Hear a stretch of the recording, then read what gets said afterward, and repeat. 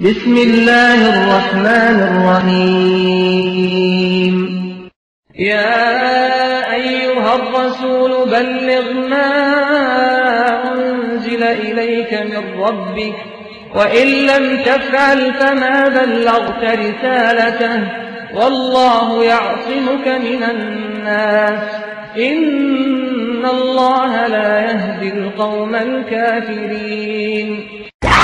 Saint کی ایک کرسی لینے کے لیے ہمیں اللہ مشکل کشا کی آوازیں کو بھلا کر نعرہ حیدری یا علی کی صدا کو برداشت کرنا پڑے گا. اور یہ دھرتی جہاں پر دربار لسوڑی شاہ، پھسوڑی شاہ، ایت شاہ، کاما والی سرکار کے نہیں تھے، دستار کے ہر تار کی تحقیق ہے لازم، دستار کے ہر تار کی تحقیق ہے لازم، ہر صاحب دستار معزز نہیں ہوتا. یا ایھا النبی غیب کی خبر سنانے والے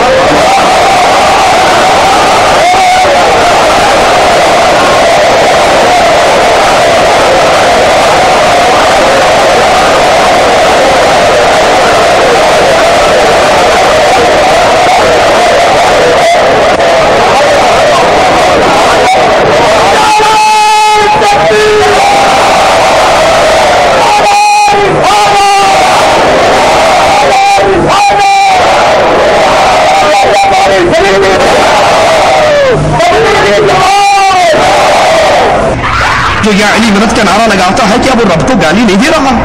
جو یا رسول اللہ مدد کی صدائیں بلند کرتا ہے کیا وہ رب کا دشمن نہیں ہے؟ نہیں علیہ وسلم. الواجب على علماء الحق أن يتقوا الله وأن يعلموا الناس وأن يرشدوا الناس من طريق الإذاعة، من طريق الكتابة والصحافة، من طريق التلفاز، يعلموا الناس دينهم يرشدونهم إلى الحق. الله ولي الذين آمنوا يخرجهم من الظلمات إلى النور والذين كفروا أولياؤهم الطاغوت يخرجونهم من النور إلى الظلمات أولئك أصحاب النار هم فيها خالدون.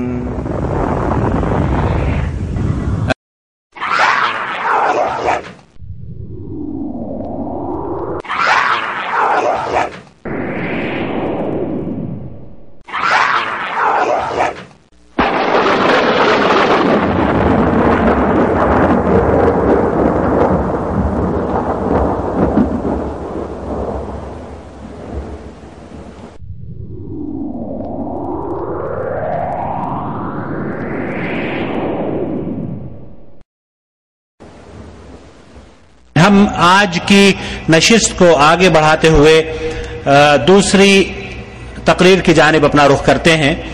اس سے پہلے کہ ہم فضیلت شیخ توصیف الرحمان کو دعوت خطاب دیں، آپ حضرات کو ایک بار پھر یہ بات بتا دینا چاہتے ہیں کہ آج کی یہ نشست جدہ دعوت سینٹر حی السلامہ اور دعوت سینٹر برائے اسلامی بندرگاہ جدہ کے تعاون سے منعقد کی گئی ہے.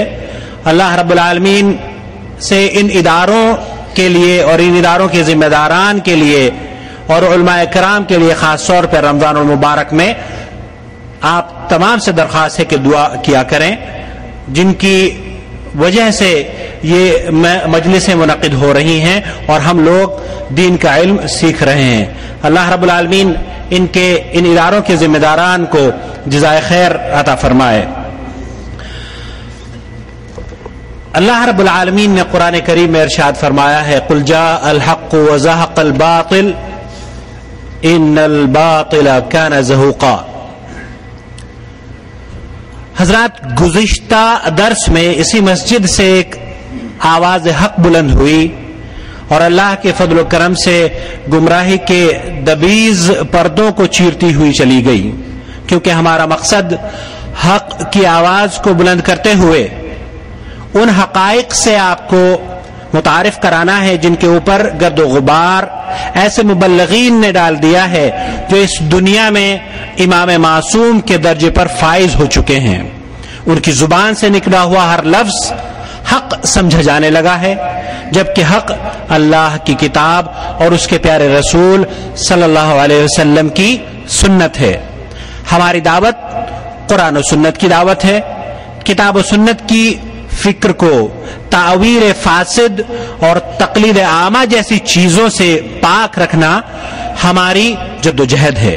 ہم کسی شخص پر تنقید نہیں کرتے، البتہ یہ بھی ضروری ہے کہ قرآن و سنت کی بالادستی کے لیے اس اسلوب کو اخذ کرتے ہیں، اس اسلوب کو اپنائیں جو ہمارے اسلاف نے کیا ہے۔ حضرت امام ابن تیمیہ رحمۃ اللہ علیہ نے مجموعۃ الفتاوی میں نقل کیا ہے، محمد ابن بندار السباق رحمۃ اللہ علیہ نے فرمایا کہ میں نے امام احمد ابن حنبل رحمۃ اللہ علیہ سے کہا کہ کسی کو ضعیف یا کذاب کہتے ہوئے میں اپنے اوپر ناگواری محسوس کرتا ہوں، تو امام احمد ابن حنبل رحمۃ اللہ علیہ نے فرمایا اگر تم چپ رہے اور میں چپ رہا تو جاہل کو صحیح اور غلط کے بارے میں کون بتلائے گا؟ اور بقول شاعر، دستار کے ہر تار کی تحقیق ہے لازم، دستار کے ہر تار کی تحقیق ہے لازم، ہر صاحب دستار معزز نہیں ہوتا۔ اللہ ہمارے علماء اکرام کی حفاظت فرمائے اور توفیق سے نوازتا رہے تاکہ وہ اس کے دین کی صحیح نشر و اشاعت کرتے رہیں۔ ہماری مجلس کے اگلے خطیب ہیں فضیلت شیخ توصیف الرحمان، اور آپ کا عنوان ہے تبلیغ دین اور گمراہ مبلغین۔ فلیتفضل فضیلت الشیخ۔ ان الحمد للہ نحمده ونصلي على رسوله الكريم۔ اعوذ بالله من الشيطان الرجيم، بسم الله الرحمن الرحيم۔ يا أيها الرسول بلغ ما أنزل إليك من ربك وإن لم تفعل فما بلغت رسالته۔ اللہ عز وجل نے تمام کائنات کو پیدا فرمایا ہے، انسانوں اور جنوں کا خالق بھی اللہ ہے۔ اس دنیا میں آنے کا مقصد اللہ عز وجل بیان فرماتا ہے، وما خلقت الجن والانس، میں نے جنات کو پیدا کیا، میں نے انسانوں کو پیدا کیا، الا لیعبدون، اپنی عبادت کے لیے۔ اللہ کی عبادت کا طریقہ کار وہ مبہم نہیں ہے، بلکہ مالک عز وجل نے اپنے انبیاء کو اتارا جنہوں نے عبادت کے طریقے بیان فرمائے۔ اب اللہ عز وجل کی عبادت اللہ کی رسولوں کے ذریعے پر، ان کے طریقے پر چل کر کی جائے گی۔ مالک اسی مقصد کو ایک اور مقام پہ بیان فرماتا ہے، الذی خلق الموت والحیات لیبلوکم ایکم احسن عملا، میں نے یہ موت و حیات کا یہ سسٹم، یہ نظام اس لیے بنایا ہے تاکہ یہ دیکھوں تم میں بہترین عمل کون کرتا ہے۔ انسان انبیاء سے آزاد ہو کر ہدایت کے اوپر عمل نہیں کر سکتا، کیونکہ اللہ کی ہدایت انبیاء پر آتی ہے اور انبیاء اپنی امتوں کو سکھاتے ہیں، جسے قرآن حکیم ان الفاظ میں بیان کرتا ہے، فَإِمَّا يَأْتِيَنَّكُم مِّنِّي هُدًى فَمَن تَبِعَ هُدَايَ فَلَا خَوْفٌ عَلَيْهِمْ وَلَا هُمْ يَحْزَنُونَ، تم پر میری طرف سے ہدایت آئے گی، جس نے اس ہدایت کی تبع کی، جس نے انبیاء کے نقش قدم پر اپنے قدموں کو جمایا، قیامت کا دن ہوگا، نہ ان پہ غم ہوگا، نہ یہ پریشان ہوں گے۔ انہی کے لیے ہدایت ہے جنہوں نے انبیاء کے راستے کو اپنایا۔ اس دعوت دین کی اہمیت کیا ہے؟ اللہ کی کتاب ہمیں بتاتی ہے، کنتم خیر امہ، تم بہترین امت ہو، تم بہترین لوگ ہو، تم بہترین جماعت ہو۔ تمہیں اللہ نے پیدا کیوں کیا؟ تاکہ تم لوگوں کو نیکی کا حکم دو، لوگوں کو برائی سے روکو، یہ تمہاری پیدائش کا مقصد ہے، اور اللہ پر ایمان لے کر آؤ۔ رسول اللہ صلی اللہ علیہ وسلم نے بھی یہی تعلیمات ہم تک پہنچائی. بلغوا عنی ولو آیہ، تمہیں ایک آیت کا علم ہو جائے، نبی کی ایک بات تمہارے تک پہنچ جائے، اس بات کو لے کر پھیلا دو، اس کو دوسروں تک پہنچا دو. یہ سوچ بصیرت سے خالی ہے کہ جامع کی ڈگری ہوگی تو آپ بیان کر سکتے ہیں، کسی مدرسے کی فراغت ہوگی تو آپ بیان کر سکتے ہیں. اگر نہیں ہے، آپ نے دین سیکھا ہے، کسی شیخ کے پاس بیٹھ کر سیکھا ہے، آپ کو دین کی بات پہنچی ہے تو آپ کو بیان کرنے کا حق نہیں. یہ طریقہ انبیاء کا اور انبیاء کے ماننے والوں کا طریقہ نہیں. صحابہ کرام بیان فرماتے ہیں فَمِنَّا مَنْ عُلِّمَ السُّورَةَ، ہم میں سے وہ بھی تھا جس کو ایک سورت یاد تھی، وَالسُّورَتَانِ، جس کو 2 سورتیں یاد تھی، وَالسُّنَنْ وَالْفَاتِحَةِ، جس کو کچھ سنتیں یاد تھی، جس کو فاتحہ یاد تھی. پھر ہم اپنے گھروں سے نکلے، جتنا دین ہم نے سیکھا اتنا دین ہم نے لوگوں کو سکھانا شروع کر دیا. اس سے ملتا کیا ہے؟ اس کا رزلٹ کیا نکلتا ہے؟ ترمذی میں ہے رسول اللہ صلی اللہ علیہ وسلم نے فرمایا بے شک اللہ عز و جل، اس کے فرشتے، اس کے بندے، اس کی مخلوقات، آسمان والے، زمین والے، حتیٰ کہ چیونٹی اپنے سوراخ کے اندر، اللہ لوگوں کو خیر کی دعوت دینے والے، لوگوں کو اچھی بات بتانے والے پر رحمت کرتا ہے، اور اللہ کی مخلوقات اللہ سے اس کے گناہوں کی معافی کا سوال کرتے ہیں. دعوت دین کا مقصد کیا ہے؟ یہ دین کی ہم دعوت دیں کیوں؟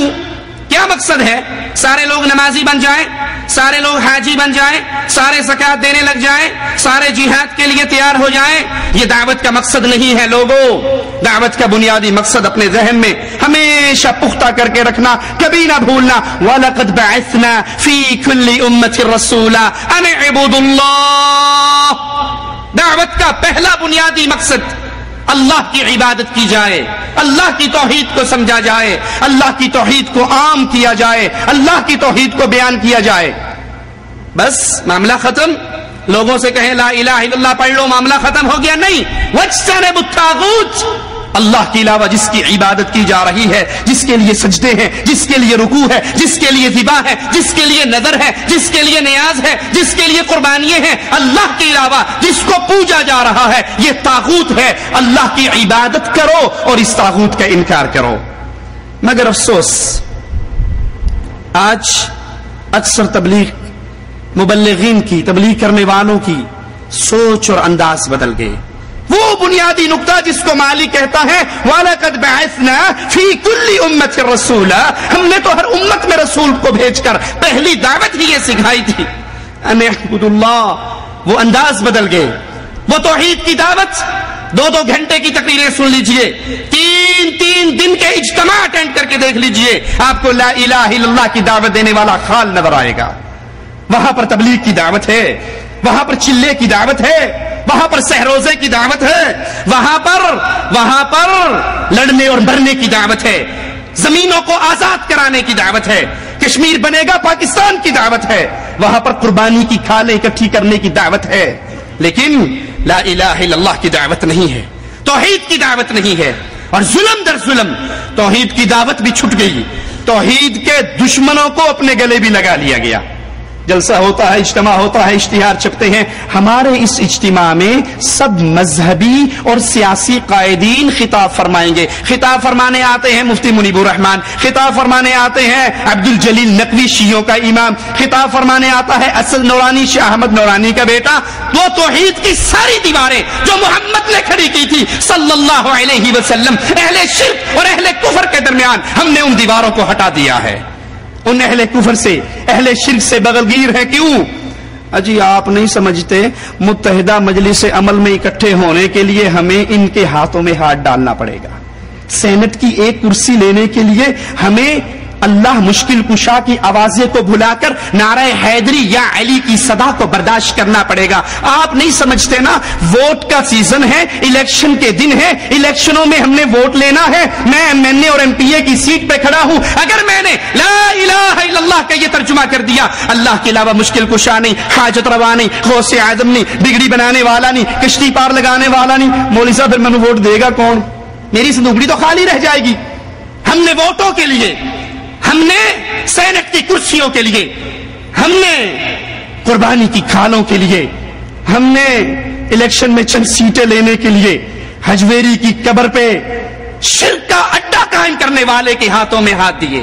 بھول گئے کہ محمد نے ہمیں کیا درس دیا تھا جب بدر کے میدان میں ایک آنے والا آیا تھا اور اس نے کہا تھا یا رسول اللہ صلی اللہ علیہ وسلم میں آپ کی مدد کے لیے آیا ہوں. اللہ کے نبی صلی اللہ علیہ وسلم نے پوچھا لا الہ الا اللہ کے اقرار کرتے ہو؟ کہتا ہے نہیں، میں تو لات و عزا کا پجاری ہوں، ہاں مظلوم کی مدد کے لیے چل کر آیا ہوں. آپ نے کہا بھاگ جاؤ، محمد مشرک سے مدد نہیں لیا کرتے. میری مدد کرنی ہے تو ماننا پڑے گا جس کے سامنے تم نے سر جھکایا ہے یہ مخلوق ہے، سر کو اٹھاؤ اور عرش والے کے سامنے جھکاؤ. الیکشن کے نام پہ، چندوں کے نام پہ، ووٹوں کے نام پہ، سینٹ کی کرسی کے نام پہ مشرکوں کے ہاتھوں کو پکڑنے والوں، کاش تمہیں محمد کی دعوت یاد ہوتی صلی اللہ علیہ وسلم. حرمت رسول کے نام پہ آج مشرکوں کو گلے لگا لیا گیا ہے. ارے تم حرمت رسول کی بات کرتے ہو، دوستی ان سے کرتے ہو جو رب کو گالی دیتا ہے. جو یا علی مدد کا نعرہ لگاتا ہے کیا وہ رب کو گالی نہیں دے رہا؟ جو یا رسول اللہ مدد کی صدائیں بلند کرتا ہے کیا وہ رب کا دشمن نہیں ہے؟ جو محمد کو نور من نور اللہ کہتا ہے صلی اللہ علیہ وسلم کیا وہ اللہ کا دشمن نہیں ہے؟ تكاد السماوات يتفطرن منه وتنشق الارض وتخر الجبال هدا ان دعوا للرحمن ولدا. قریب ہے آسمان پھٹ جائے، زمین ٹکڑے ٹکڑے ہو جائے، پہاڑ ریزہ ریزہ ہو جائے. ان ظالموں نے اللہ کا بیٹا بنا لیا اور ہم اس کو دنیا کے چند ٹکوں کی وجہ سے اپنے گلے پہ لگا لیں. یہ تو ان کا حال تھا جن کے پلے میں توحید کی کوئی بات ہے اور وہ دعوے دار ہیں. آئیے ذرا ان مبلغین کو دیکھتے ہیں جنہوں نے توحید کا لمبا سارا چولا پہنا ہے لیکن اس کے نیچے چلے کے نام پہ، سیروزے کے نام پہ اللہ کی توحید کی بجائے بزرگوں کی کہانیاں، بزرگوں کے قصے، حضرات کے قصے بیان کیے جاتے ہیں. ان کی دعوت کو سنتے ہیں جو اپنی دعوت میں بڑے پیارے انداز سے بیان کریں گے اللہ ہوا چلانے والا ہے، اللہ پانی کا مالک ہے، اللہ پھول میں خوشبو پیدا کرتا ہے، اللہ مردے کو زندہ کرتا ہے، اللہ رزق دیتا ہے، اللہ ماں کے پیٹ میں بچے کو ارے بھائی یہ جتنی دعوت توحید ربوبیت کی آپ دے رہے ہو اس سے کسی مشرک کو انکار ہے؟ مولانا طارق جمیل صاحب کی کیسٹیں آپ نے سنی ہوں گی. ان کی دعوت سن کے کئی بھولے کہتے ہیں جی آپ نہیں سمجھتے مولانا توحید کی بڑی بات ہے ان کی کیسٹوں میں. ارے کون سی توحید جو ابو جہل کو منظور تھی؟ وَلَئِن سَأَلْتَهُم مَّن خَلَقَ السَّمَاوَاتِ وَالْأَرْضِ. طارق جمیل صاحب کہتے ہیں اللہ آسمان کا خالق، زمین کا خالق، انسانوں کو پیدا کرنے والا، ہوائیں چلانے والا، مردوں کو زندہ کرنے والا. یہ ساری باتیں کفار مکہ کو پہلے سے یقین تھا. قرآن کہتا ہے اگر آپ ان سے سوال کرو من خلق السماوات والارض، زمین و آسمان کا خالق کون؟ یہ کہیں گے اللہ. بارش کون برساتا ہے؟ یہ کہیں گے اللہ. رزق کون اتارتا ہے؟ کہیں گے اللہ. مختار کل کون ہے؟ کہیں گے اللہ. یہ توحید ربوبیت جس کو آج پیش کیا جا رہا ہے اس کو تو کفار مکہ نے تسلیم کر لیا تھا. کفار مکہ سے جو لڑائی ہوئی تھی محمد رسول اللہ صلی اللہ علیہ وسلم کی وہ توحید ربوبیت پہ نہ تھی، وہ توحید عبادت پر تھی. اے پتھروں کے سامنے سجدہ کرنے والوں، سجدے کا حق صرف اللہ کا ہے. اے کفار تم اللہ کے لیے روزے رکھ رہے ہو، حج کر رہے ہو، زکات دے رہے ہو، صدقہ دے رہے ہو، مدد کر رہے ہو، حاجیوں کو ستو پلا رہے ہو، تم یہ سارا کام اللہ کے لیے بھی کر رہے ہو اور کسی اور کے لیے بھی کر رہے ہو. یہ لا الہ الا اللہ کا واضح ایسا ہے جو عبادت قرار پائے گا وہ اللہ کے علاوہ کسی اور کے لیے نہیں ہو سکتی. اسی لیے کفار مکہ نے کہا تھا اجعل الآلہۃ الہا واحدا. ہم نے تو بہت سارے تقسیم کر رکھے ہیں. اولاد لینی ہوتی ہے تو ہم ڈولے شاہ کے پاس چلے جاتے ہیں، بھوکے ہوں تو ہم لاہور کے بابا حجویری کے پاس چلے جاتے ہیں، حکومت لینی ہو تو بابا نواز شریف صاحب مانسیرے کے دھنکے سے ڈنڈے کھا کر آتے ہیں. اگر ہم نے پھر بھی مسئلہ ہمارا حل نہ ہو تو اسلام آباد گاڑی میں بیٹھتے ہی کہتے ہیں بڑی بڑی سرکار بڑی کھوٹی قسمت کر دے ہری. ہمارے تو بہت سارے ہیں، ہم نے بانٹ رکھے ہیں، سارا بوجھ ایک بندے پہ نہیں ڈالا ہوا. ہمارے پاس تو محکمے ہیں جو ہم نے ڈیوائڈ کر دیے ہیں. اجعل الآلہۃ الہا واحدا. تو کہتا ہے ساروں کو چھٹی کرا دو، کوئی غوث اعظم نہیں، کوئی غریب نواز نہیں، کوئی بندہ نواز نہیں، کوئی بندہ پرور نہیں، کوئی بگڑی بنانے والا نہیں، کوئی رزق دینے والا نہیں، کوئی اولاد دینے والا نہیں، کوئی مشکلیں ٹالنے والا نہیں، الا اللہ، سوائے اللہ کے. یہ وہ توحید عبادت تھی جس کو کفار مکہ نہیں مانتے تھے اور یہی توحید عبادت آج مولانا طارق جمیل کی قسطیں سن لیں, آپ کو نظر نہیں آئے گی. آئیے میں آپ ان کے چند ایک ساتھ سناتا ہوں, ان کی چند باتیں آپ کے سامنے رکھتا ہوں. مولانا طارق جمیل مورڈا شریف کا ایک دربار ہے, وہاں پر گئے, گدی نشین سے ملاقات ہوئی. گدی نشین نے کہا کہ آئیے ہمارے عرس میں تشریف لائیے. تو یہ اپنے 25 امیروں کو لے کر مولڈا شریف کے خطاب فرمانے کے لیے اس دربار پہ عرس والے دن 19 اور 20 اپریل کو پہنچے. یہ دربار سازی, یہ قبہ سازی, یہ حجویری کی قبر پہ بنے ہوئے کمپلیکس, کیا اسلام کا اس میں کوئی وجود ہے؟ اسلام کے اندر اس کی کوئی اجازت ہے؟ رسول اللہ صلی اللہ علیہ وسلم نے مکے کو فتح کیا, حضرت علی کو کہا علی جاؤ ہر بت کو توڑ ڈالو, ہر اونچی قبر کو ملا دو, ہر پکی قبر کو توڑ ڈالو. او کما قال علیہ الصلوۃ والسلام, اللہ کے نبی نے پکی قبروں کو توڑنے کا حکم دیا. آج قبروں کے اوپر قبے ہیں, قبوں کے اوپر کمپلیکس ہیں, اور کمپلیکس بنانے والوں کو اپنا قائد بنا لیا گیا ہے جو شرک کے پورے دھندے کے بانی ہیں. یہ اس عرس پہ پہنچے, اس قبر پہ پہنچے, اس درگاہ پہ پہنچے جہاں ان کا سالانہ عرس تھا. اور اگر اسلامی حکومت ہو اور موحدوں کے ہاتھ میں حکومت آ جائے تو یہ دھرتی کبھی بھی ان قبروں کے ساتھ نہیں رہ سکتی, اس دھرتی کو پاک کر دیا جاتا ہے. اللہ رحمت کرے محمد بن عبد الوہاب نجدی رحمت اللہ علیہ پر, جنہوں نے لا الہ الا اللہ کی آوازیں کو اس پاک سرزمین سعودی عرب سے بلند کیا. محمد بن سعود سے اللہ راضی ہو رحمہ اللہ, انہوں نے امام محمد کا ساتھ دیا. اور یہ دھرتی جہاں پر دربار لسوڑی شاہ, پھسوڑی شاہ, ایت شاہ, کاما مولی سرکار کے نہیں تھے, جہاں زید بن خطاب کا قبہ تھا, جہاں خدیجہ کے دربار تھے, جہاں صحابہ کی قبریں تھیں, ان سارے درباروں سے اس دھرتی کو پاک کر کے یہاں ایک اللہ کے گھر کو چھوڑا گیا. اور اعلان کیا گیا لوگوں یہ پیشانی جھک سکتی ہے تو عرش والے کے سامنے, اور بندے کی پیشانی بندے کے سامنے نہیں جھکا کرتی. اللہ رحمت کرے امام عبد العزیز آل سعود رحمت اللہ علیہ پر, جس نے ایک بار پھر اس دھرتی کو شرک سے پاک کیا اور رب کے گھر میں کھڑے ہو کر رب سے ڈر کر کہتا ہوں اللہ کی قسم کائنات کی سیر کر لو, آپ کو امام عبد العزیز رحمہ اللہ کی اس پاک سرزمین کے علاوہ کوئی دھرتی نظر نہیں آئے گی جہاں پر اللہ کے ساتھ کسی اور کو شریک نہ کیا جائے. یہ وہ دھرتی ہے جہاں پہ گردن چھکتی ہے تو اللہ کے سامنے آواز بلند ہوتی ہے تو اللہ کے نام کی, اللہ کے علاوہ کسی اور کی درگاہ نہیں ہے. اس دھرتی کو پاک کر دیا گیا. ملک فیصل کا وہ واقعہ مجھے یاد ہے, جب ان کا پہلا دورہ تھا انڈیا کے لیے, کسی سعودی حکمران کا پہلا دورہ, انہوں نے ایک ہی شرط لگائی تھی, میں انڈیا کے دورے کے لیے تیار ہوں لیکن امام عبدالعزیز کا بیٹا ہے, مواحد کا بیٹا ہے, شرط یہ ہے میری نظر تمہارے کسی بت پہ نہ پڑے, اور جہاں بت پہ نظر پڑ جائے گی ملک فیصل اپنی گاڑی کو واپس موڑ لے گا اور واپس آ جائے گا, وہ تمہارے ملک میں نہ ٹھہرے گا. انہوں نے سڑکوں پہ نصب بتوں کو اکھاڑ ڈالا, جو نہ اکھاڑے گئے ان کے اوپر کپڑے ڈال کے چھپا دیے. اور وہ جب ہمارے پاس پہنچا, بھٹو صاحب اس کی انگلی پکڑ کے بابا جینا کے دربار پہ کراچی لے گئے. ملک فیصل رحمت اللہ علیہ کہنے لگے یہ کیا ہے؟ کہا آپ کو نہیں پتا یہ بانی پاکستان کی خبر ہے, یہاں سلام کرنا ضروری ہے. وہ اسے کیا پتا تھا یہ بیچارہ کون ہے, یہ ہر ساوی چنڈی کو دے کے جھک جاتا ہے, یہ کالی کو دے کے ہاتھ باندھ دیتا ہے, کوڑے کو دے کے نیچے سے گزر جاتا ہے, اس کو کیا پتا تھا؟ اس نے کہا مجھے بابا جناح کی قبر پہ لانے والے, یہ قبروں کو پوجنا اسلام میں ہوتا, تیرے پاس جناح کی قبر ہے, میرے پاس محمد کی قبر ہے صلی اللہ علیہ وسلم, میں اسے سونے کی بناتا اور پھر اس کی پوجا کرتا. واپس چلو, مواحدوں کا بیٹا مشرکوں کی اڈوں پر نہیں آیا کرتا.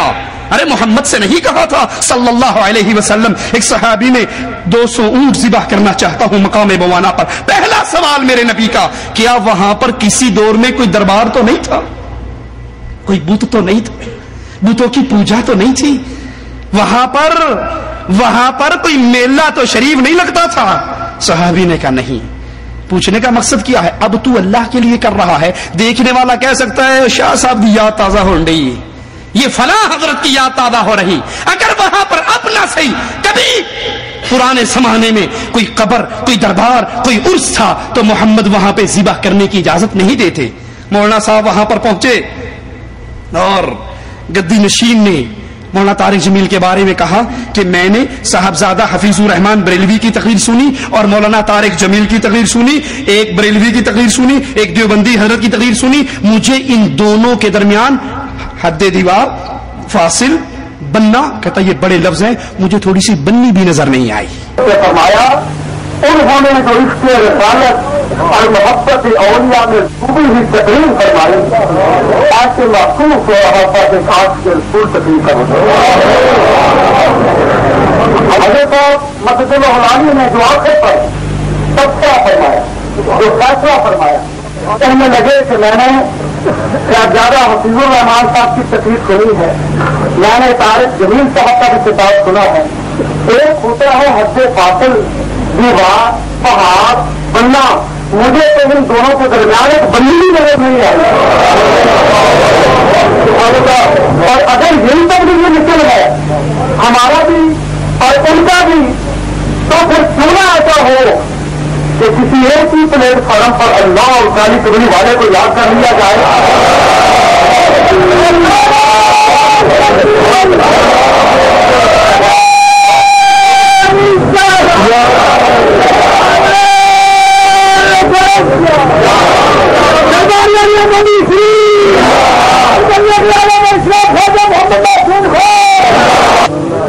امیر یعنی جو جماعت کو چلانے والے ہیں، 30 عمرا پر مشتمل ایک عظیم جماعت کل سے اثر کی نماز سے لے کر اس وقت تک ہمارے ہر پروگرام میں، نعت رسول میں، حمد باری تعالیٰ میں، عشق رسالت میں، محبت اولیاء میں، ذکر میں، فکر میں، مستی میں، کیف میں، رقص میں اور ہر کیفیت میں اس وقت جیسے یہ مسائل شامل ہے ویسے وہ بھی ساتھ شامل ہے، اور وہ بھی اسی سرور کے ساتھ اس وقت اپنے آپ کو محدود کر رہے ہیں. میں مختصر دعوت کتاب دے رہا ہوں. ان کے امیر جناب طارق جمیل صاحب نے لا کر مختصر اپنے تبصرات کا اپنی زبان سے اظہار کریں تاکہ پتہ چل جائے کہ یہ بھی مشن ہے اور وہ بھی مشن ہے. اگر ایک ہی مشن ہے تو کیوں نہ ایک ہی نبی اور ایک ہی اللہ کا ذکر ایک ہی پلیٹ پر ہے. یہ دونوں پائی پائی میں بننی بھی نظر نہیں آئی. اگر یہی مشن ہے تبلیغی جماعت کا تو گدی نشین مولڑے دربار کا گدی نشین کہہ رہا ہے حضرت اگر یہی مشن ہے تو مولانا آئیے کیوں نہ پلیٹ فارم بھی ایک ہی کر لیں، ہمارے پاس آ جائیے اور اسی حضرت کے دربار سے یہاں پر اللہ اور کملی والے کالی کملی والے کا ذکر ہو جائے. مولانا صاحب پہنچے 25 عمرا کو لے کر، پھر ان کا تعارف بریلوی اس عرس کا انتظامیہ کا اسٹیج سیکرٹری وہ اسٹیج پر آتا ہے اور کہتا ہے کہ کل عصر سے مولانا طارق جمیل رائیونڈ کے 25 امیروں کو لے کر آئے ہیں. انہوں نے یہاں آ کر نعت رسول میں، حمد باری تعالیٰ میں، محبت اولیاء میں، ذکر میں، فکر میں، مستی میں، وجد میں، کیف میں، ہر کیفیت میں وہ کچھ کیا ہے جو ہمارے بریلوی کر رہے ہیں. میں تو یہ کہتا ہوں مولانا اگر یہی تبلیغی مشن ہے تو رائیونڈ کو چھوڑ دو، حضرت کے دربار سے اپنی جماعتیں نکالنا شروع کر دو. اللہ کا مواحد بندہ جس کو لا الہ الا اللہ کی تمیز ہو، اللہ کی قسم اس کی گردن کٹ سکتی ہے، کبھی غیر اللہ کی دھرتی پہ جھک نہیں سکتی. وہ اپنے آپ کو بروا سکتا ہے جیسے محمد نے کہا تھا صلی اللہ علیہ وسلم، میرے آقا نے کہا تھا، میرے نبی نے کہا تھا، میرے امام نے کہا تھا، وہابیوں کے پیر نے کہا تھا معاذ لا تشرک باللہ ان قتلتا او حرقتا، تیرے ٹکڑے ہو جائیں تب بھی شرک نہ کرنا، تجھے جلا کر راکھ کر دیا جائے تب بھی شرک نہ کرنا. مواحد مشرکوں کی مجلسوں میں جا کے ذکر و فکر میں، مستی میں، کیف میں، وجد میں دھمال ڈال سکتا ہے، یہ اہل ایمان کا طریقہ نہیں ہے. مولانا طارق جمیل خطاب کے لیے آتے ہیں اور پیچھے سے پورا بریلویوں کا عرس کا مجمع تالیاں بجا کر حضرت کا استقبال کرتا ہے. تالیوں کی گونج ہے بہترین، جس نے سی ڈی لینی ہو ہم اس کو سی ڈی دے سکتے ہیں، دکھا سکتے ہیں. اور قرآن کیا کہتا ہے اہل شرک کے بارے میں؟ وَمَا كَانَ صَلَاتُهُمْ عِنْدَ الْبَيْتِ إِلَّا مُكَاءً وَتَصْدِيَةً. مشرکین کعبے کا جس طرح ننگے ہو کر طواف کرتے تھے، اسی طرح طواف کے دوران وہ تالیاں بھی پیٹتے تھے اور سیٹیاں بھی مارتے تھے، اور اس کو عبادت سمجھتے تھے کفار مکہ.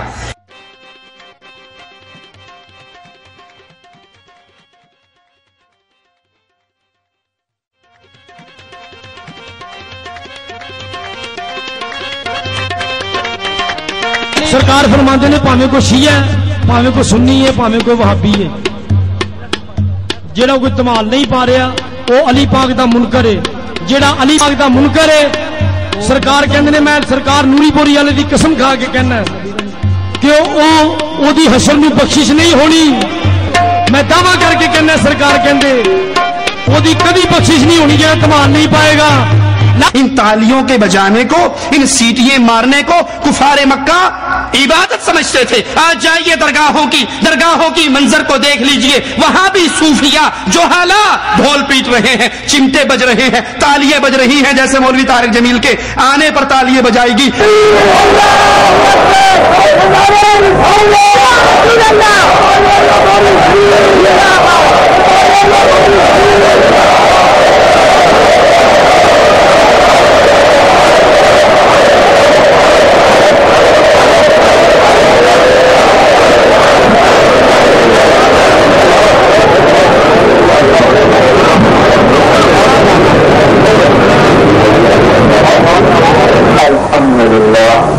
اور اس دور کا مشرک بھی اس کو عبادت سمجھتا تھا. آج کے دور کا مشرک بھی کہتا ہے معرفت دی اگلاں نے تواڈے پلے نہیں پہ سکتیاں. اللہ ایسی عقل ہمیں دے ہی نہ جس میں تالیاں عبادت بن جائے. یہ عقل اللہ دشمن کو بھی نہ دے جو اتنی سی بات نہیں سمجھ سکتا کہ اللہ کے دین کی مجلس، لا الہ الا اللہ کے ذکر کی مجلس کے اندر یہ عمل مسلمانوں کا عمل نہیں ہو سکتا. طارق جمیل صاحب نے ایک خطاب شروع کیا، کہا ہمارے نبی کی پرواز کو کوئی کیا جانے گا کہ ہمارے نبی کی پرواز ثم دنا فتدلا، کہ وہ قریب آیا اور قریب ہوا. کہ اللہ اور رسول معراج کی رات اتنے قریب ہو گئے جتنا 2 کمانوں کا راستہ رہتا ہے. یہ عقیدہ تنہا تبلیغی جماعت کا نہیں ہے، یہی عقیدہ بریلوی بھائیوں کا بھی ہے، یہی عقیدہ تبلیغی بھائیوں کا بھی ہے. وہ کہتے ہیں معراج کی رات اللہ اور رسول اتنے قریب ہوئے، فکان قاب قوسین او ادنا، جتنی 2 کوسوں کے درمیان، کمان کے 2 سروں کے درمیان گیپ ہوتا ہے، اللہ اور محمد صلی اللہ علیہ وسلم کے درمیان صرف اتنا سا فاصلہ رہ گیا اور وہ اتنے قریب ہو گئے. حبیب کو کیا خطاب فرمایا؟ ثم دنا فتدلا فكان قاب قوسين او ادنى. یہ فرق لمبا چوڑا فرق ہے، وقت نہیں، لمبا چوڑا فرق ہے. لفظ اکمل اس کے کمال کو بتانے کے لیے چھوٹا ہے، لفظ عالم اس کے علم کو بتانے کے لیے چھوٹا ہے. جو قاب قوسین او ادنا تک، او ادنا ہے، او ادنا کچھ کی گل رہی ہے. قاب قوسین پتہ کیوں اندر اہم دا قاب قوسین، یہ میں نے آپ کے سامنے کمان کی شکل بنائی، یہ کمان ہے.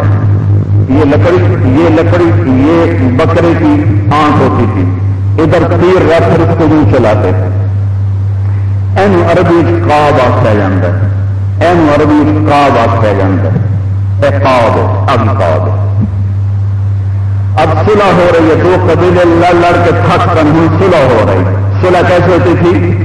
2 سردار آ کر اپنے کمانوں کو ایسے ملاتے تھے، اے قاب ہو گئی، اے قاب ہو گئی، اے بھی قاب، اے بھی قاب، اے آ کے رل گئے. دیکھ رہے ہیں اس وقت ہم رلن کی خیروں کا ختم ہو گئی. عربوں کی صلح کی یہ نشانی تھی کہ بھائی اب یہ آپس میں متحد، آپس میں باہم اتفاق، لڑائی ختم. اب میرا اللہ یوں کہتا ہے ثم دنا فتدلا فكان قاب قوسين. یہ تو ہو گیا قاب قوسين. اور ابو اللہ کھیلندا او ادنا، اس سے بھی زیادہ میرا محبوب میرے قریب ہو گیا. یہ ترجمہ میں کتوں کرا، یہ تعبیر میں کتوں لیا. ساری دنیا عاجز ہے اس رات سے. نہ اللہ کے نبی نے پردہ اٹھایا اور نہ لوگوں میں سننے کی سکت اور طاقت تھی. نعوذ باللہ ثم نعوذ باللہ. اس دعوے کو بیان کرنے سے پہلے ہم اس ملنگ کی بات کو دہرانا مثال کے طور پہ صحیح سمجھیں گے. جس کو کسی نے کہا تھا بھائی تو نماز کیوں نہیں پڑھتا، اس نے کہا جی بات کرتے ہو، قرآن میں آیا یا ایھا الذین آمنوا لا تقربوا الصلاۃ، ایمان والو نماز دے کبھی نیڑے بھی نہ جایا جائے. اس نے کہا آگے تو پڑھ لو وانتم سکارا، جب نشے کی حالت میں ہو، کہنا ان کے عمل کر لیں گے پھر ویکھاں گے. اگر یہی فکان قاب قوسین او ادنی ان پوری آیات کو پڑھ لیا جائے تو رب محمد کی قسم معاملہ صاف ہو جائے گا اور مسئلہ سمجھ آ جائے گا. آئیے ذرا سنتے ہیں قرآن کیا کہتا ہے. وما ينطق عن الهوى اور نہ وہ اپنی خواہش سے کوئی بات کہتے ہیں. ان ہوا الا وحی یوحى وہ تو وہی بات کہتے ہیں جو صرف ان تک وہی اتاری جاتی ہے. وہ وہی اتارتا کون ہے؟ قرآن کی آیات ہے. سنیے غور کیجیے. علمہ شدید القوى اسے پوری طاقت والے فرشتے نے سکھایا ہے. ذو مرۃ جو زور آور ہے. فاستوى وہ سیدھا کھڑا ہوا. وهو بالافق الاعلى وہ بلند آسمانوں کے کنارے پر تھا. ثم دنا فتدلى یہاں طارق جمیل صاحب فرما رہے ہیں اللہ رسول اکٹھے ہو گئے, قریب ہو گئے, ایک دوسرے کے ساتھ ساتھ ہو گئے, اور قرآن بتا رہا ہے نہیں یہ جھوٹ ہے. ثم دنا فتدلى یہاں تو ذکر جبرائیل علیہ السلام کا ہے کہ وہ قریب ہوا اور اتر آیا. فكان قاب قوسین او ادنی بس 2 کمانوں کے بقدر فاصلہ رہ گیا, بلکہ اس سے بھی کم ہو گیا. پھر یہاں یہ چپ کر کے اگلی بات نہیں بتاتے, قرآن کی اگلی آیت مسئلے کو کھول رہی ہے. فَأَوْحَى إِلَىٰ عَبْدِهِ مَا أَوْحَى بس اس نے اس اللہ کے بندے کو پیغام پہنچایا. یہ جبرائیل ہے جو نبی کے قریب ہو رہا ہے, نبی کو پیغام دے رہا ہے. اور محمد کریم صلی اللہ علیہ وسلم فرماتے ہیں میں نے جبرائیل کو 2 مرتبہ اس کی اصلی شکل میں دیکھا ہے اور 1 مرتبہ میں نے اس کو معراج کی رات پہ دیکھا. طارق جمیل صاحب فرماتے ہیں کہ نبی نے عرشوں پہ جا کر اللہ سے باتیں کی. عرش پہ پہنچ گئے, عرش پہ بیٹھ گئے اور پھر عرش پہ جا کے اللہ سے باتیں کی. ایک اور بات کہ میرا بھائیو ولی کو پہچانتا ہے, ابدال کی پرواز کو نہیں پہچان سکتا. ابدال کی پرواز دیکھتا ہے, قطب کی پرواز نہیں دیکھ سکتا. قطب کی پرواز دیکھتا ہے, قطب الافاق کی پرواز نہیں دیکھ سکتا. قطب الافاق کی پرواز دیکھتا ہے, غوث کی پرواز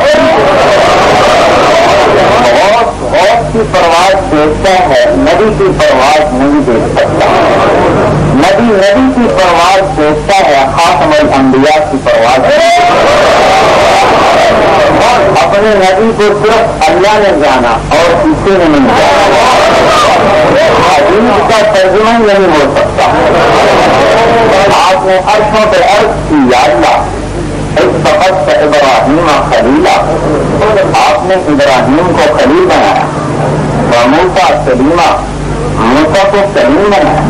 وسخرت لداؤد الجبال, داؤد کے لیے پہاڑ مسخر کیے. ولسلیمان الریاح, سلیمان کے لیے ہوائیں ثابت ہیں. وأحييت لعيسى الموتى, عیسیٰ کے ہاتھ مردے زندہ کیے. ہمارا جعلت لی, میرے لیے کیا ہے؟ تو آپ نے فرمایا اولیس قد آتیتک افضل من ذلک کلہ, کیا میں نے آپ کو ان سب سے اعلیٰ چیز نہیں دی؟ اما انت فحبیب اللہ, آپ میرے حبیب.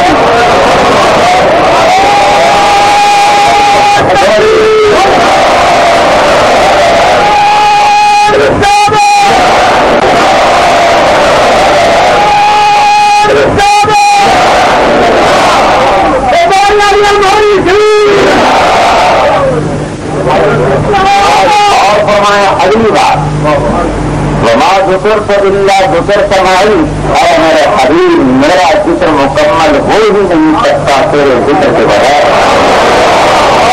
یہ سب عرض سے بات ہو رہی ہے. حالانکہ قرآن ہمیں کیا بتاتا ہے ذرا غور کیجئے. قل لو كان معه آلهة كما يقولون اذا لابتغوا الى ذي العرش سبيلا. لوگو اگر اللہ کے علاوہ کوئی الہ ہوتا جیسے ان اہل شرک کا دعویٰ ہے تو وہ الہ ضرور عرش پہ چڑھنے کے لیے سیڑھی پا لیتا, راستہ پا لیتا. کیونکہ اللہ جیسے اپنی عبادت میں تنہا ہے, توحید صفات بھی سنیے, جیسے اللہ توحید عبادت میں اپنی عبادت میں تنہا ہے, اسی طرح اللہ اپنی صفات میں تنہا ہے. رحمان کی صفت کیا ہے؟ الرحمن علی العرش استوى, رحمان اپنے عرش پر مستوی ہے جیسے اس کی شان کو لائق ہے. اب رحمان اپنی صفت علو پہ اکیلا ہے, اس عرش پہ اللہ کے علاوہ کوئی اور.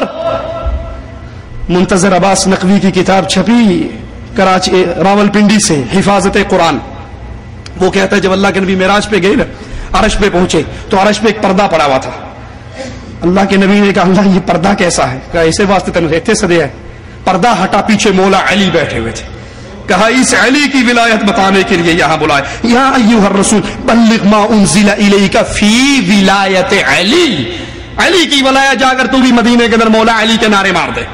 اور یہ کہتے ہیں کہ نہیں، اللہ کے نبی عرش پہ پہنچے. عرش پہ مستوی ہونا یہ اللہ کی صفت ہے، اور اللہ اپنے صفت علو تنہا ہے، یکتا ہے، اکیلا ہے، اس کے عرش پہ اور کوئی نہیں پہنچ سکتا. طارق جمیل صاحب فرماتے ہیں، غور کیجئے، کہتے ہیں پہاڑ پر، کوہ طور پر نور کی ایک تجلی گری تو موسیٰ علیہ الصلوۃ والسلام زمین پہ گر گئے.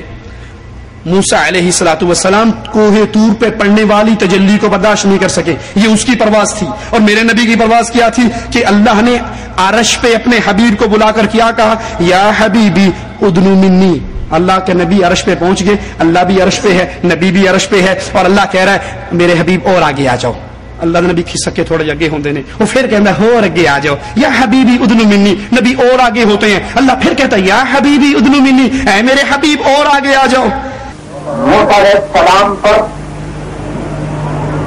ایک آپ کو سائنس کی بات بتاتا تھا. یہ خلا اتنی بڑی ہے کہ اگر ایک جہاز چلایا جائے جس کی رفتار 1,88,000 میل فی سیکنڈ ہو اور 1 ارب سال اڑتا ہے تو آسمان کے نیچے کی خلا کو ناپ نہیں سکتا. تو اوپر کتنا ہوگا؟ پھر عرش کے اوپر 70,000 پردے، وہاں سے ادنا تجلی نور کی پڑی تو موسیٰ علیہ السلام کو 40 دن ہوش نہیں آیا، موسیٰ کا بہوش. اور یہاں ثم دنا فتدلی وكان قاب قوسين او ادنى، اور جب سامنے قاب قوسين او ادنى، اور جب سامنے یا حبیبی ادنو منی، میرے حبیب قریب آؤ، آپ قریب ہے، یا حبیبی ادنو منی، میرے حبیب اور قریب آؤ. پھر تیسری مرتبہ یا حبیبی، اے میرے حبیب ادنو منی، میرے قریب آؤ. عرش کے اوپر کے پردے جو 70,000 بھی چاک ہو گئے اور اللہ اپنے سامنے 3 مرتبہ قریب کر کے یہ خطاب فرما رہے، تو کتنی پرواز ہوگی اس نبی کی بھائی. لہذا اللہ کے علاوہ اپنے حبیب کو کوئی پہچان نہیں، کسی میں حوصلہ ہی نہیں، کسی میں ہمت ہی نہیں. انا للہ و انا الیہ راجعون. مولانا فرماتے ہیں کہ وہ 70,000 پردے نور کے جو عرش پہ پڑے تھے وہ بھی چاک ہو گئے. اللہ نے اپنے ساتھ بٹھایا اور 3 مرتبہ کہا اور آگے اور آگے اور آگے. تو بتاؤ میرے نبی کی پرواز کتنی بلند ہوگی.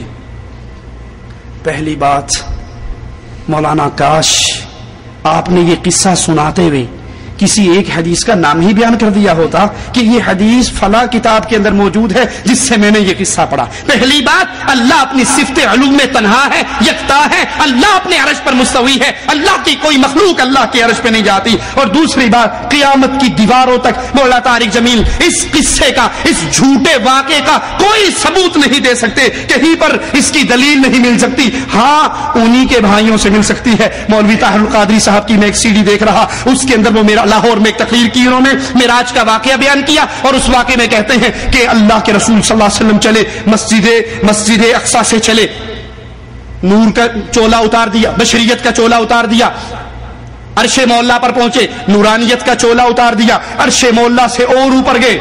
اب خود کہتا ہے بشریت وہاں ختم، نورانیت وہاں ختم. اب نبی جب اوپر گئے، لا مقام گئے، اللہ کی ملاقات کے لیے گئے، تو پھر کیا تھے؟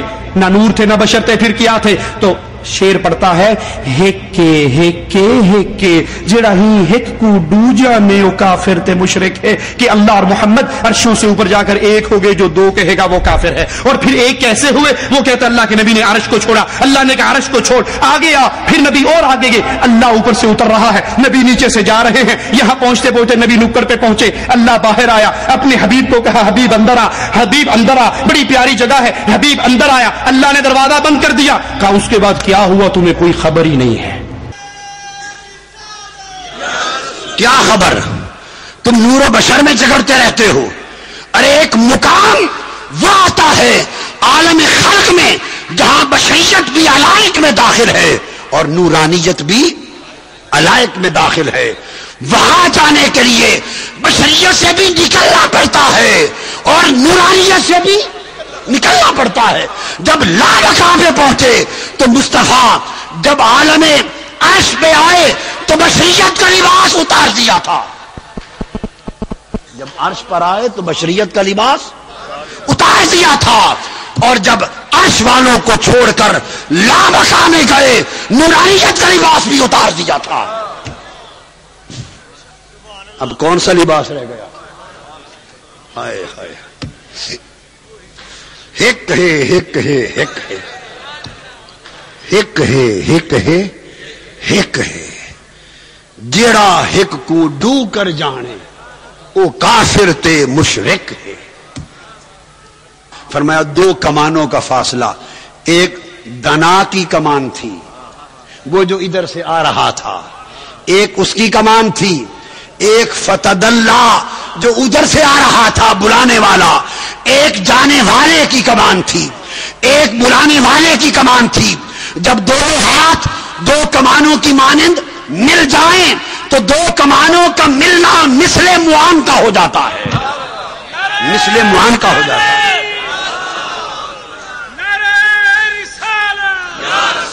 اور یہ مثل معان کا ہو جاتا ہے. اور اس میں بھی تشبیہ و مثال سے پاک تھا وہ قرب. ہمیں سمجھانے کے لیے فرمایا فکان قاب قوسین، پھر جب کعبہ قوسین پہ آئے تو دنا کو چھوڑ دیا. فرمایا اب اس مقام پر محبوب دنا کو بھی چھوڑ دے کہ وہ بھی اب اس مقام کے علائق میں سے ہے. دنا کو چھوڑ دے کہ وہ بھی اب اس مقام کے علائق میں سے ہے. چھوڑ کے آگے گزرے فتد اللہ اور کعبہ قوسین پہ پہنچے.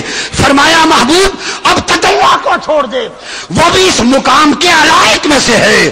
آ دو کمالوں کی طرح مل جائیں. جب جلوہ محب اور جلوہ محبوب، جب جلوہ خدا اور جلوہ مصطفیٰ دو کمانوں کی طرح مل گئے تو کعبہ قوسین ہوا. اب گھر والے دروازے تک پہنچ گئے، مہمان و میزبان بلا تشبیہ و بلا مثال وہاں پہنچ گئے.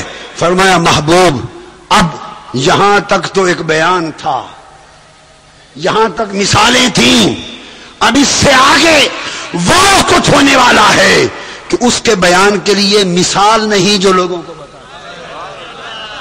وہ کیا تھا؟ اب دروازہ کھلتا ہے. دروازہ کعبہ قوسین دو کمانوں کی طرح مل گئے تھے جلوے. فرمایا دروازہ کھلا، محبوب اندر آ جا، حریم ناز میں آ جا، حریم ناز میں آ جا. محبوب نے حریم ناز میں قدم رکھا، خدا نے دروازہ بند کر دیا. فرمایا آؤ دنا لوگوں، اس سے آگے تمہیں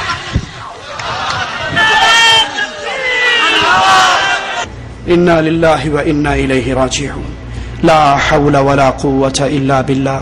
میرے نبی سے پوچھا گیا اے اللہ کے نبی آپ نے اللہ کو دیکھا ہے؟ کہا میں اللہ کو کیسے دیکھتا، وہ تو نور ہے. عائشہ فرماتی ہے جس نے یہ کہا کہ محمد صلی اللہ علیہ وسلم نے اللہ کو دیکھا ہے اس نے اللہ پر تو اللہ کے رسول پہ تہمت باندھی ہے. اور مولانا طارق جمیل اور مولوی طاہر القادری دونوں گلے مل کر کہہ رہے ہیں کہ اللہ اس طرح قریب ہوا. طاہر القادری باقاعدہ ہاتھ کر دیکھو یہ ایک کمان ہے، ایک کمان یہ اللہ کی، ایک کمان یہ رسول اللہ کی، یہ مثل معان کا ہو گیا، یعنی دونوں نے گلے مل لیے اور معان کا ہو گیا. لا حول ولا قوة الا باللہ. ان اہل شرک کی تقریروں کو سننے والوں، ان کے جلسوں میں جانے والوں، ان سے محبت کرنے والوں، ان سے دوستی کرنے والوں، ان کا دم بھرنے والوں، ان کو امام بنانے والوں، ان کی نمازیں، ان کے پیچھے اپنی نمازیں پڑھنے والوں، کیا یہ ساری گمراہی تمہارے کھاتے میں نہیں جائے گی اگر تم نے اس شرک کے پڑے ہوئے پردوں کو نہ اتارا، تم نے لوگوں کے سامنے اس حقیقت کو بیان نہ کیا؟ اللہ اپنی عرش پر ہے، اللہ اپنی عرش پر ہے، تنہا ہے، یکتا ہے. جیسے عبادت میں تنہا ہے ویسے اپنی صفات میں تنہا ہے. نہ اللہ اور رسول صلی اللہ علیہ وسلم عرش پہ اکٹھے ہوئے، نہ دونوں میں معانقہ ہوا، اور نہ یہ جتنی باتیں ہیں یہ سب جھوٹ ہے، افترا ہے، اللہ کے اوپر بہتان ہے، رسول اللہ پر بہتان ہے. مولانا طارق جمیل صاحب فرماتے ہیں قرآن حکیم کی ایک آیت پڑھتے ہیں، ذرا سنیے آپ بھی. قل لو كان البحر مدادا لكلمات ربي لنفد البحر قبل أن تنفد كلمات ربي ولو جئنا بمثله مددا. اللہ کی شان کی آیت ہے کہ اگر سارے سمندر سیاہیاں بن جائیں اور اللہ کی تعریفوں کے جملے لکھنے شروع کیے جائیں، یہ سمندر کی سیاہیاں ختم ہو جائیں گی۔ اللہ کہتا ہے میں اتنے سمندر سیاہیوں کے اور دے دوں، وہ بھی ختم ہو جائیں گے، لیکن اللہ کی تعریف ختم نہیں ہوگی۔ مولانا طارق جمیل صاحب کہتے ہیں کہ جس طرح اللہ کی تعریف ختم نہیں ہوگی، اسی طرح اگر سارے سمندر سیاہیاں بن جائیں اور رسول اللہ صلی اللہ علیہ وسلم کی تعریف لکھی جائے، کیونکہ نبی اللہ کا کلمہ ہے، تو اللہ کے نبی کی تعریف لکھی جائے، یہ سارے سمندر ختم ہو جائیں اور اتنے ہی سمندر مزید آ جائیں، تب بھی رسول اللہ صلی اللہ علیہ وسلم کی تعریف ختم نہیں ہوگی۔ محمد مصطفیٰ صلی اللہ علیہ وسلم خاتم الانبیاء ہیں اور جامع صفات الانبیاء ہیں، لہذا آپ کلمات ہیں اللہ کے کلمات۔ اور اسی آیت کو نبی پاک صلی اللہ تعالی علیہ وسلم کے بارے میں پڑھوں گا، قل لو کان البحر مدادا لکلمات ربی، اگر سارے سمندر میرے رب کے محمد کی تعریف کے لیے سیاہیاں بن جائیں، لنفد البحر قبل ان تنفد کلمات ربی ولو جئنا بمثله مددا، سب ختم ہو جائیں گے لیکن نبی پاک صلی اللہ علیہ وسلم کی تعریف ختم نہیں۔ قرآن جو اللہ کے نبی کی نعت پڑھتا ہے نا، قرآن، ہم اس کی کیا تعریف کریں جس کی قرآن تعریف کرے؟ جس کی اللہ تعریف کرے اس کی کوئی تعریف کر سکتا ہے؟ جیسے اللہ کی تعریف ناممکن ہے، جیسے اللہ کی تعریف ناممکن ہے، ایسے ہی اللہ کے رسول کی تعریف بھی ناممکن ہے، نہیں ہو سکتی۔ سارے سمندر اٹھا کے سیاہی بنا دو، لکھنا شروع کر دو، اللہ کے نبی کی تعریف نہیں ہو سکتی، جس کے عظمت اور ہیبت کو اللہ کے سوا کوئی نہیں جانتا۔ لا حول ولا قوت الا باللہ۔ حضرت جی یہ تعریف مانوی نہیں ہے، یہ قرآن کو اپنے الفاظ میں بدلنا نہیں ہے۔ قرآن کا وہ مقصود جو اللہ کی وحدانیت، اللہ کی تعریفوں کے جملے ہیں، آپ نے اس کو یکسر بدل کر اللہ کے رسول صلی اللہ علیہ وسلم پر ان آیات کو فٹ کیا۔ لیکن سوچئے اور اللہ کے لیے سوچئے، یہ انکشاف جو آپ پر ہوا ہے، آپ سے پہلے کسی صحابی کو اس کا علم نہیں ہوا، نبی کے کسی ساتھی کو اس بات کا علم نہیں ہوا، یہ آپ نے کہاں سے پڑھا، یہ آپ نے کہاں سے سنا، یہ آپ نے کس شیخ سے سیکھا، اور یہ تفسیر کس صحابی نے بیان کی، کس تابعی نے بیان کی، کس محدث نے بیان کی؟ جو آپ کے جی میں آئے، اپنے نبی کو اٹھاؤ اور اللہ کے ساتھ ملا دو۔ رسول اللہ صلی اللہ علیہ وسلم نے اسی غلوب سے اپنی امت کو منع کیا تھا۔ مولانا فرماتے ہیں طارق جمیل صاحب کہ اللہ نے اپنے نبی کو پکارا، کس طرح؟ یا ایھا النبی۔ اب اس کا ترجمہ سنیے اور یاد رکھیے، ترجمہ سننے سے پہلے جو مجمع ہے وہ مجمع باب مولڈا شریف کے دربار کا مجمع ہے، وہ قبر پرستوں کا مجمع ہے، اس میں مولانا کہتے ہیں یا ایھا النبی، ترجمہ کرتے ہیں اے غیب کی خبریں سنانے والے، اور نیچے سے مجمع نعرہ حیدری، نعرہ رسالت، نعرہ غوثیہ۔ یا ایھا النبی، اے غیب کی خبر سنانے والے،